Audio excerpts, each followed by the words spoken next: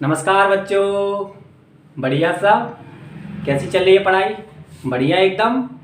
पढ़ाई करते रहिए, नोट्स बनाते रहिए।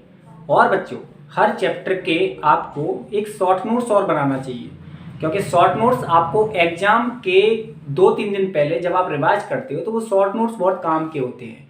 तो आपको शॉर्ट नोट्स जरूर बनाना चाहिए हर चैप्टर का। जैसे अभी इलेक्ट्रिसिटी चल रहा है तो इलेक्ट्रिसिटी के आप शॉर्ट नोट्स बनाइए, फॉर्मूले नोट्स बनाइए, हल्का फुल्का उनके बारे में लिखते जाइए। तो सैड शॉर्ट नोट्स आपके एग्जाम के टाइम में वेरी यूजफुल होते हैं, तो आप इस पर भी थोड़ा सा फोकस कीजिएगा।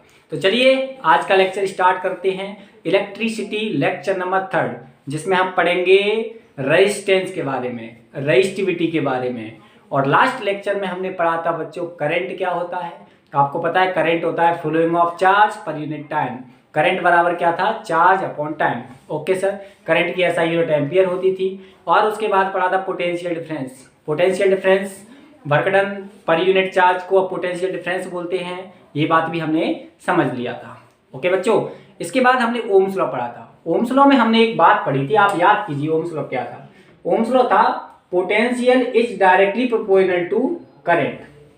Potential difference across the conductor is directly proportional to the current flowing through the conductor. अच्छा सर, यहां से एक कांस्टेंट आता है R और साथ में आता है I।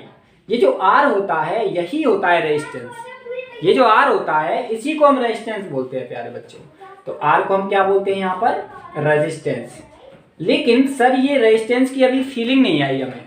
रेजिस्टेंस की फीलिंग लाना जरूरी है। जब तक रेजिस्टेंस की फीलिंग नहीं आएगी तब तक इस चैप्टर पढ़ने का कोई मतलब नहीं रहेगा।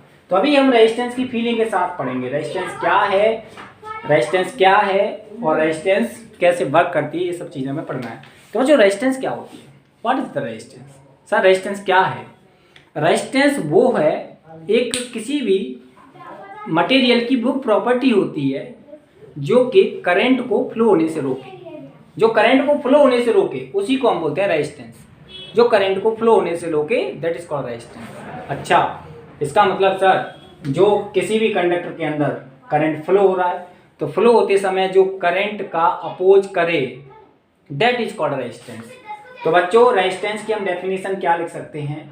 The property of material, the property of any material, property of any substance which opposes the which opposes the which opposes which opposes the flow of current, which opposes the flow of current। Sir जो current को flow होने को oppose करे it's called resistance. उसी को हम बच्चों resistance बोलते हैं। समझ में आ गई बात? It's called resistance. तो प्यारे बच्चों रेजिस्टेंस समझ में आ गई। जो किसी भी चीज को करंट को फ्लो होने से रोके उसी को हम बोलते हैं रेजिस्टेंस। ठीक है सर। रेजिस्टेंस का फॉर्मूला देखते हैं क्या होता है। तो बच्चों रेजिस्टेंस का फॉर्मूला ओम्स लॉ से आप निकाल सकते हैं। ओम्स लॉ क्या होता था? V बराबर R इंटू I। तो रेजिस्टेंस का फॉर्मूला आ जाएगा V अपॉन I। देखो I नीचे पहुंच जाएगा, V ऊपर रहेगा, तो V अपॉन I बराबर रेजिस्टेंस। तो रेजिस्टेंस होता है potential difference upon electric current. ऊपर आ जाएगा प्यारे बच्चों पोटेंशियल डिफरेंस और नीचे आ जाएगा electric current. Sir potential difference का इलेक्ट्रिक करंट से रेशो निकाल दो तब निकल जाएगा रेजिस्टेंस। मतलब रेजिस्टेंस का फॉर्मूला आ गया V upon I। Okay sir, ठीक है सर, बात समझ में आ गई। इसकी SI यूनिट क्या होती है? SI unit of resistance, SI unit of resistance. तो बच्चों रेजिस्टेंस की SI यूनिट ओम होती है, याद रखिएगा ओम। ओम साहब ने ओम्स लॉ दिया था। इनके नाम का रेस्पेक्ट रखने के लिए इनके नाम की ही SI यूनिट बना दिया और रख दिया रेजिस्टेंस का SI यूनिट ओम। ओम का साइन बच्चों इस टाइप का होता है, ऐसे करके इस टाइप से बनाते हैं। ये ओम का साइन है, कहीं भी ये दिख जाए आपको इसी को ओम बोलते हैं। तो SI यूनिट रेजिस्टेंस की क्या होती है? ओम। डायरेक्टली 1 मार्क्स का क्वेश्चन पूछ लेते हैं कभी कभी बोर्ड में कि SI unit of current, SI unit of resistance क्या होती है, तो आपको ओम लिख देना है। ओके बच्चों, ठीक है सर, बात समझ में आ गई? क्लियर है सर।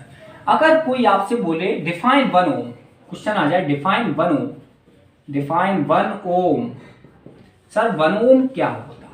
तो 1 ओम का डेफिनेशन, जैसा कि आपने 1 वोल्ट का डेफिनेशन लिखा था, 1 एम्पियर का डेफिनेशन लिखा था, सेम टू सेम आप डेफिनेशन 1 ओम का भी लिख सकते हैं। सर कैसे लिख सकते हैं जरा बताइए। हम लिख सकते हैं, देखो बच्चों, रेजिस्टेंस की ऐसा रेजिस्टेंस का फॉर्मूला V/I। पोटेंशियल डिफरेंस की ऐसा यूनिट क्या होती थी? वोल्ट होती थी सर। करंट की ऐसा यूनिट क्या होती थी? एम्पियर होती थी। अच्छा सर, अगर किसी कंडक्टर के अंदर 1 वोल्ट का पोटेंशियल डिफरेंस आ रहा है अक्रॉस द कंडक्टर और उसके अंदर 1 एम्पियर का करंट फ्लो होने लग जाए due to the 1 volt potential difference, तब उसका रेजिस्टेंस कितना होगा प्यारे बच्चों? 1 ओम होगा।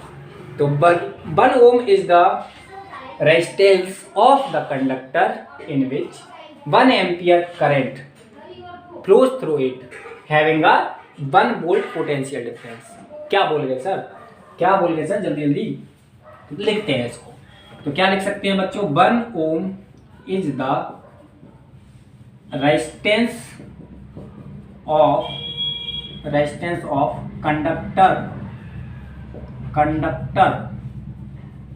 Conductor of potential difference 1 volt, potential difference 1 volt in which 1 ampere current flows, जिसके अंदर से 1 एम्पियर का करंट फ्लो हो जाए और उसका पोटेंशियल डिफरेंस 1 वोल्ट हो, तब उसका रेजिस्टेंस 1 ओम रेजिस्टेंस होगा। ओके बच्चों, तो ओम का हम डेफिनेशन के माध्यम से ये चीज लिख सकते हैं, वोल्ट अपॉन एम्पियर, इसी को हम बोलते हैं 1 ओम। ओके बच्चों, तो ये बात सर हमारी समझ में आ गई है। सर हम रेजिस्टेंस समझ चुके हैं, लिख लीजिएगा प्यारे बच्चों। लिख लिया? Okay sir. सर आपने मिटाने से पहले पूछ रहे हैं, लिख लिया। रेजिस्टेंस का फीलिंग आ गया होगा। रेजिस्टेंस एक ऐसा प्रॉपर्टी होता है किसी भी मटेरियल का जो करंट को फ्लो होने से रोके। अगर सर करंट को फ्लो होने से रोकता है तो बताइए किसका रेजिस्टेंस ज्यादा होगा? रबर का रेजिस्टेंस ज्यादा होगा या आयरन का रेजिस्टेंस ज्यादा होगा? सोचो और बताओ, सोचो बताओ। सर आयरन का रेजिस्टेंस ज्यादा होगा ना, गलत बोल रहे बेटा, आयरन का रेजिस्टेंस ज्यादा नहीं होगा। सोचो जरा, किस में करंट फ्लो हो सकता है, आयरन में या रबर में? सर आयरन में करंट फ्लो हो सकता है। जब बेटा आयरन में करंट फ्लो हो सकता है, रबर में करंट फ्लो नहीं हो सकता, तो करंट किस में फ्लो होने से रुक रहा है? सर रबर में रुक रहा है, तो रबर का रेजिस्टेंस ज़्यादा। रेजिस्टेंस वो होता है जो करंट को फ्लो होने से रोके। अच्छा सर बताइए, अगर ये प्लास्टिक का है और ऐसा ही एक लोहे का है, किस में करंट आसानी से फ्लो होगा? सर लोहे में होगा। अगर लोहे में करंट फ्लो होगा तो लोहे का रेजिस्टेंस कम नहीं हो जाएगा? बिल्कुल कम हो जाएगा सर। लोहे का रेजिस्टेंस इसके रेजिस्टेंस से कम हो। ये प्लास्टिक का बना हुआ है, प्लास्टिक में रेजिस्टेंस ज़्यादा होता है। सर इसलिए ज़्यादा होता है क्योंकि उसमें तो करंट फ्लो हो ही नहीं पाता सर। लकड़ी का रेजिस्टेंस ज़्यादा है या लोहे का रेजिस्टेंस ज़्यादा है? सर लकड़ी का रेजिस्टेंस ज़्यादा है। क्यों? लकड़ी में करंट एंटर ही नहीं कर पाता। लकड़ी का रेजिस्टेंस इतना हाई होता है कि करंट को अलाउ नहीं करता कि बेटा हम अंदर ही नहीं जाने देंगे, फ्लो होना तो बड़ी बात, हम अपने अंदर ही अलाउ नहीं करेंगे। तो बात समझ में आ गई? तो किसका रेजिस्टेंस ज़्यादा है, किसका रेजिस्टेंस कम है, ये बात डिपेंड करता है करंट के फ्लो होने से। ओके सर, ओके सर, चीज़ें समझ में आ गई। अभी हमें एक चीज़ पढ़ना है, factors affecting of resistance. Very very important चीज़ है बच्चों, factors affecting of resistance. Resistance को कौन कौन से फैक्टर अफेक्ट करते हैं सर? कौन कौन से फैक्टर अफेक्ट करते हैं? किन किन की वजह से रेजिस्टेंस चेंज होता है? कब रेजिस्टेंस बढ़ता है, कब रेजिस्टेंस कम हो जाता है? रेजिस्टेंस किन बातों पे डिपेंड करता है? समझ रहे हैं ना, ये चीज़ हमें पढ़नी है। तो रेजिस्टेंस बच्चों 4 चीज़ों पे डिपेंड करता है। सबसे पहला है लेंथ ऑफ द कंडक्टर। पहला क्या है बच्चों? Length of the conductor. किसी भी कंडक्टर के लेंथ पे डिपेंड करता है। अगर प्यारे बच्चों एक वायर ऐसा बना है, एक वायर ऐसा बना है, इसका लेंथ कम है, इसका लेंथ ज़्यादा है, तो किसका रेजिस्टेंस ज़्यादा होगा? जिसका लेंथ ज़्यादा है उसका रेजिस्टेंस ज़्यादा। इसका मतलब लेंथ को बढ़ाने से रेजिस्टेंस बढ़ रहा है। अगर वायर का लेंथ बढ़ाओगे तो रेजिस्टेंस कम होगा कि बढ़ेगा? सर बढ़ेगा। इसका मतलब resistance length of the wire के डायरेक्टली प्रोपोर्शनल है या इनवर्सली प्रोपोर्शनल है? सर डायरेक्टली प्रोपोर्शनल है, तो ये बात समझ में आ गई। ओके सर, हम इसमें लिख सकते हैं resistance is directly proportional to the, resistance is directly proportional, resistance is directly proportional to the length of the conductor, length of the conductor. Okay sir, ये बात हमारी समझ में आ गई। जो रेजिस्टेंस होता है, क्या बच्चों, resistance, resistance is directly proportional to the length of the conductor. मान लीजिए लेंथ L है और रेजिस्टेंस R है, तो रेजिस्टेंस डायरेक्टली प्रोपोर्शनल होगा लेंथ के, तो ये लिख दिया sir. Second, cross section area of the conductor, cross sectional area of the conductor, cross sectional area of conductor. Okay sir, देखते हैं। सबसे पहले ये पता होना चाहिए क्रॉस सेक्शनल एरिया क्या होता है। What is the cross sectional area? प्यारे बच्चों, जब हम इस मार्कर को यहाँ से काट दें बीच में से, और काटने के बाद देखेंगे तो ऐसा दिखेगा गोल गोल। तो जो गोल गोल जो दिख रहा है, काटने के बाद, क्रॉस करने के बाद जो सेक्शन बना, उस सेक्शन का जो एरिया है, उसी एरिया को हम बोलते हैं क्रॉस सेक्शनल एरिया। ओके बच्चों, अब जरा बताओ, सोच समझ के बताना। ये मान लीजिए एक वायर है, इसको जूम करके देख रहे हैं तो ये थोड़ा मोटा दिख रहा है। बेटा इतना वायर मोटा नहीं होता, होते भी हैं, पर ये जूम करके देख रहे हैं तो मोटा दिख रहा है। जैसे ही मैं इसको काट दूंगा तो ये गोल गोल दिखेगा। अगर मैं बच्चों इसका एरिया बढ़ा दूं, अगर मैं एरिया इसका बढ़ा के ज़्यादा कर दूं, मोटा वायर कर दूं, और एक पतला वायर है, तो पतले वायर का रेजिस्टेंस ज़्यादा है या मोटे वायर का? ऑब्वियसली मोटे वायर का। अरे बच्चे सोच, मोटे वायर का ज़्यादा होगा कि पतले वायर का ज़्यादा होगा? पतले वायर का रेजिस्टेंस ज़्यादा होगा, मोटे का नहीं होगा। क्यों सर, ऐसा क्यों सर? बेटा एक बात बताइए, एक मोटा वायर है और एक छोटा सा पतला सा वायर है। अब इसमें रेजिस्टेंस जा रहा है, इसमें करंट जा रहा है, करंट फ्लो हो रहा है, करंट फ्लो हो रहा है, चार्ज फ्लो हो रहा है। तो बीच में ना यहाँ पर 2-3 सिपाही खड़े हो गए। वो कह रहे हैं भाई चार्ज भाई, हम आपको जाने नहीं देंगे। तो चार्ज साहब कह रहे हैं कि ठीक है, तुम नहीं जाने दोगे तो क्या फ़र्क पड़ेगा हमें, हम यहाँ से ना निकल जाएंगे, हम यहाँ से निकल जाएंगे बगल से। मोटे वायर में जगह बहुत होती है, अगर ऑब्स्ट्रक्शन बीच में आ भी जाए तो करंट कहीं से भी निकल सकता है। लेकिन पतले वायर में तो जगह ही नहीं है। यहाँ अगर 4 आदमी खड़े हो जाएं, 4 चीज़ खड़े हो जाएं, पार्टिकल खड़े हो जाएं, तो यहाँ का जो चार्ज है वो यही कि ये रह जाएगा। ये कहेंगे हम नहीं निकलने देंगे, ये कहेंगे ठीक है भाई नहीं निकलने देंगे तो मैं नहीं निकलूँगा। तो बेटा पतला वायर के अंदर करंट आसानी से फ्लो नहीं हो सकता, और मोटे वायर के अंदर करंट आसानी से फ्लो हो सकता है। आपने देखा होगा जब आप सर्किट के अंदर जहाँ करंट आ रहा है, वहाँ पर जब आप पतला वायर लगाते हैं तो पतले वायर में शॉर्ट हो जाता है और वो दूर हट जाता है। ऐसा क्यों होता है सर?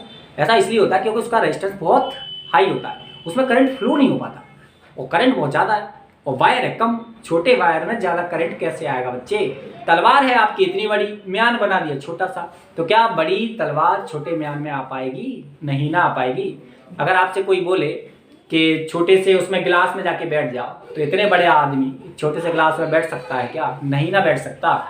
इसका मतलब ये है कि करंट छोटे वायर में, पतले वायर में फ्लो नहीं हो सकता। ओके सर, बात समझ में आ गई। इसका मतलब सर आपने जो बताया है, क्रॉस सेक्शन एरिया बढ़ाने से रेजिस्टेंस कम होता है कि ज़्यादा होता है? क्रॉस सेक्शन एरिया बढ़ाने से रेजिस्टेंस कम होता है, एरिया बढ़ाने से करंट आसानी से फ्लो होगा। अगर करंट आसानी से फ्लो होगा तो रेजिस्टेंस कम, क्योंकि रेजिस्टेंस वो होता है जो करंट को फ्लो होने से रोकता है।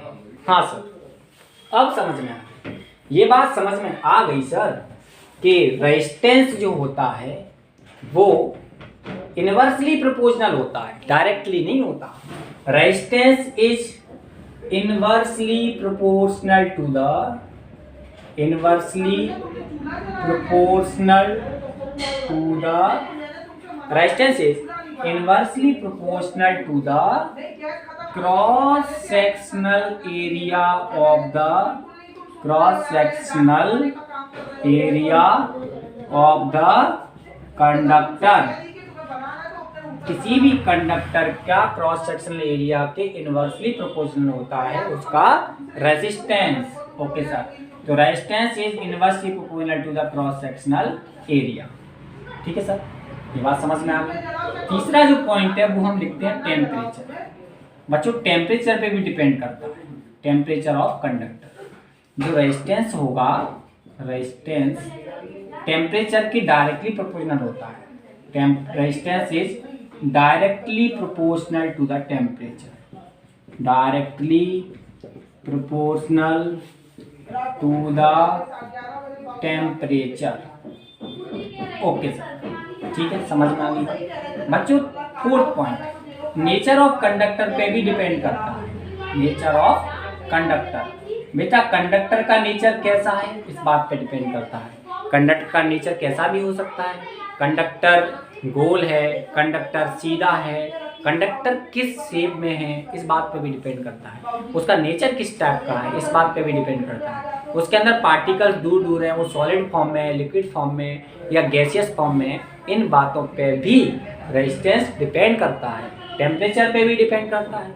अगर टेम्परेचर इंक्रीज करोगे तो रेजिस्टेंस प्यारे बच्चों इंक्रीज हो जाएगा, रेजिस्टेंस भी इंक्रीज हो जाएगा। समझ गए? ओके सर, ये है 4 फैक्टर्स, मोस्ट इंपोर्टेंट फैक्टर। इसमें लिख सकते हैं resistance is also depends on the, resistance is also depends on nature of conductor, nature of conductor. इन तीनों चीजों पर डिपेंड करता है।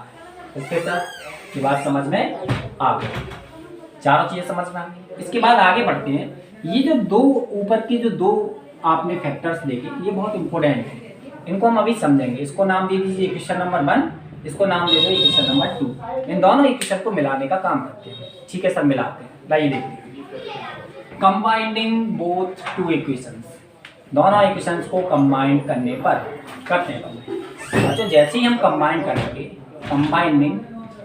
Combining the 2 equations, combining above 2 equations, जो ऊपर हमने अभी पढ़ी थी अबव 2 इक्वेशंस, उनको कंबाइन करते हैं। ठीक है सर, कर दीजिए कंबाइन।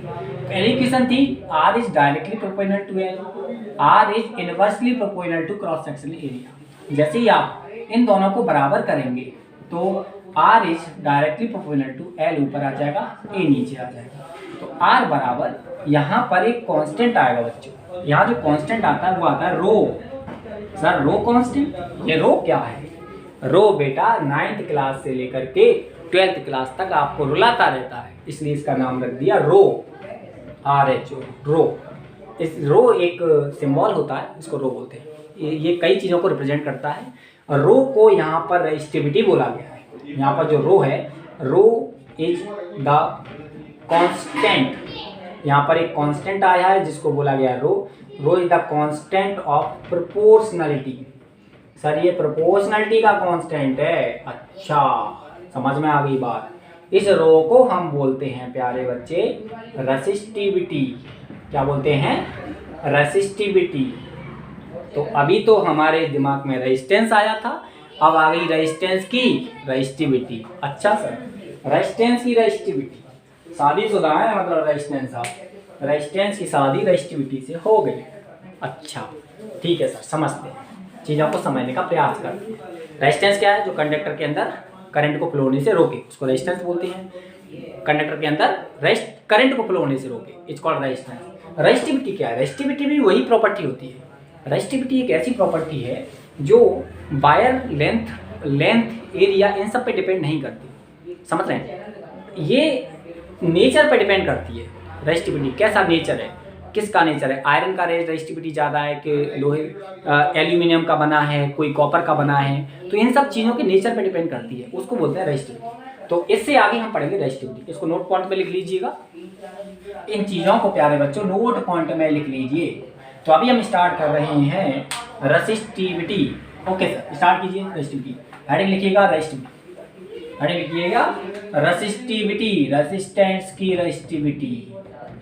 रेसिस्टिविटी क्या होती है? Resistivity the property of material, the property of any material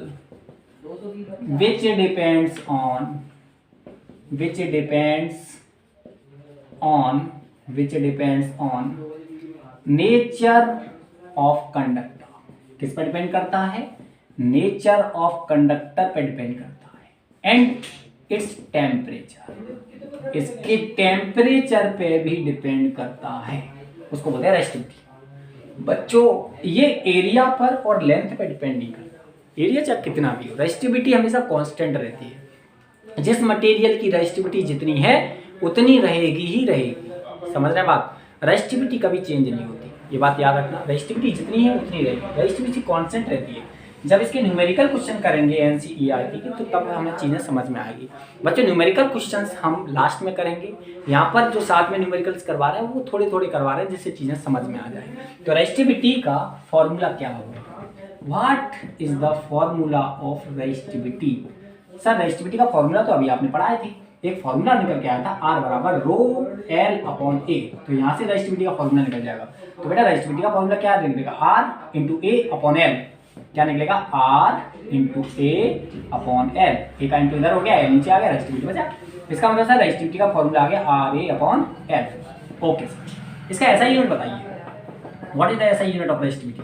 sir SI unit तो हम खुद निकाल देंगे, अगर निकाल देंगे तो निकालिए ना, वीडियो को पॉज कीजिए और रेसिस्टिविटी की एसआई यूनिट निकालिए। रेजिस्टेंस का एसआई यूनिट ओम होता है, एरिया का एसआई यूनिट मीटर स्क्वायर होता है, लेंथ का एसआई यूनिट मीटर होता है। 1 मीटर से 1 मीटर कट जाएगा, उड़ जाएगा, तो क्या बचेगा? ओम मीटर बच जाएगा। तो प्यारे बच्चे रेसिस्टिविटी का एसआई यूनिट ओम मीटर होता है। क्या होता है? Ohm metre. Okay sir, okay, resistivity समझ में आ गई। रेसिस्टिविटी एक ऐसी प्रॉपर्टी होती है मटेरियल की जो कि नेचर पे डिपेंड करती है, एरिया और लेंथ पर डिपेंड नहीं करती। ओके सर, इसकी एसआई यूनिट ओम मीटर होती है और इसका formula R A upon L होता है। क्लियर है प्यारे बच्चे? ओके, एक क्वेश्चन दे रहा हूँ उसको सेल्फ ट्राई कीजिएगा, एक क्वेश्चन दे रहा हूँ इसको ट्राई कीजिएगा।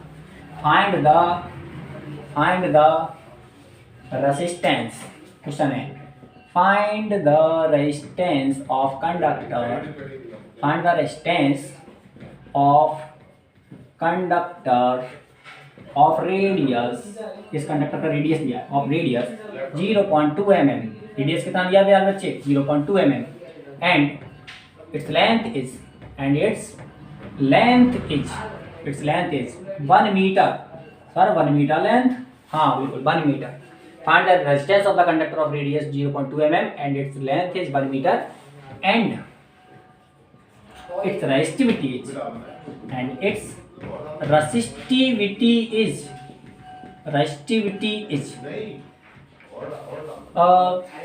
एक काम कीजिए, रेजिस्टेंस फाइंड मत कीजिए, रेजिस्टिविटी फाइंड करते हैं। Resistivity, find the resistivity of conductor of radius 0.2 mm and its length is 1 metre एंड इट्स रेजिस्टेंस इज, इसका रेजिस्टेंस जो है रेजिस्टेंस इज 5 ओम, इसका रेजिस्टेंस दिया हुआ है 5 ओम।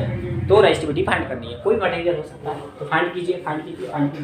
इसको वीडियो को पॉज कीजिए और खुद फाइंड कीजिए। चलो हम फाइंड करते हैं, हम खुद फाइंड करते हैं। रेजिस्टिविटी का फॉर्मूला होता है R A upon L. Sir R तो दिया है 5 ओम, आर कितना दिया है यहाँ पर? 5 ओम दिया है सर गिवन में, और रेडियस दिया हुआ है 0.2 mm। बेटा हमें रेडियस चाहिए कि एरिया चाहिए? सर एरिया चाहिए, एरिया ऑफ सर्कल लगाना पड़ेगा। रेडियस दिया है तो इसका मतलब वायर गोल है, अगर वायर गोल है तो एरिया ऑफ सर्कल लगाना पड़ेगा। एरिया ऑफ सर्कल होता है प्यारे बच्चे पाई आर स्क्वायर, पाई आर 0.2 का स्क्वायर। क्या गलत कर रहे हैं कि सही कर रहे हैं प्यारे बच्चों? सर हम गलत कर रहे हैं। क्यों गलत कर रहे हैं? रेडियस को mm में नहीं रखना, रेडियस को मीटर में रखना है। तो सर इसका मतलब रेडियस को पहले हमें mm से मीटर में कन्वर्ट करना पड़ेगा।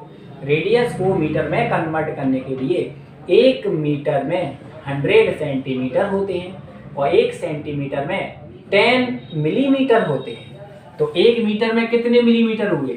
100 और 10 कितने हो गए? 1 मीटर में 1000 मिलीमीटर होते हैं, ये बात पता होना चाहिए।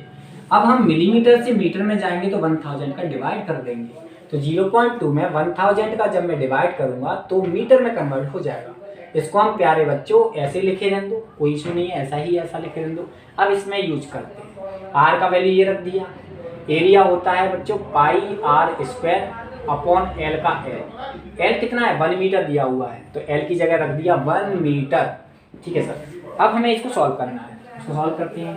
5 इंटू पाई की वैल्यू है 22/7 इंटू आर की वैल्यू कितनी दी है 0.2/1000 का whole square upon 1 metre. Okay sir, तो 5 into 22/7 into 0.2 into 0.2 upon 1000 into 1000 square को खोल दिया हमने। ओके, अब इसको सॉल्व में इधर कर रहे हैं।